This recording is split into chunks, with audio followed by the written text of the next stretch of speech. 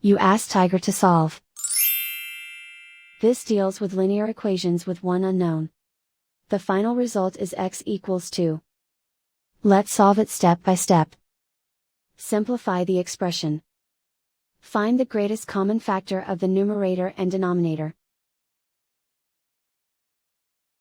Factor out and cancel the greatest common factor. Swap sides.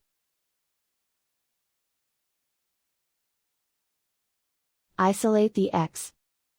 Multiply both sides by 5. Group like terms. Multiply the coefficients. Simplify the fraction. Multiply the fractions.